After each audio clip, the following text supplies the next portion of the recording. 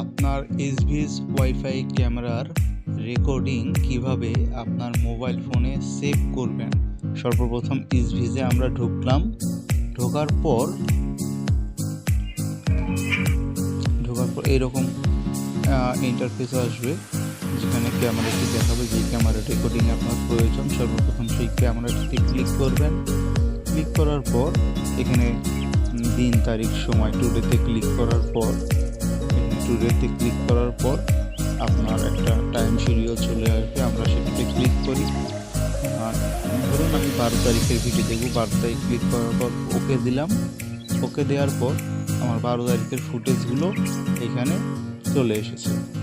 আমি এখন যে কোনো একটি ফুটেজ আমরা বাছাই করব। কথার কথা আমরা এই সময়ের রেকর্ডিংটা ফুটেজটা আমরা নেব। এই রেকর্ডিং চলা অবস্থায় নিচে দেখুন ডাউনলোড লেখা রয়েছে। এই ডাউনলোড অপশানে ক্লিক করতে হবে। ক্লিক করার পর অনেকগুলো ফুটেজ এখানে শো করবে, যেটা চলছে এখানে আপনারা দেখতে পাচ্ছেন। এই ফুটেজটি এখানে রয়েছে।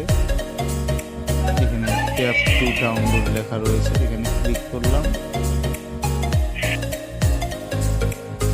তারপর আমরা আবার ডাউনলোডে ক্লিক করি। আমাদের এই ফুটেজটি সেভ হওয়া শুরু করে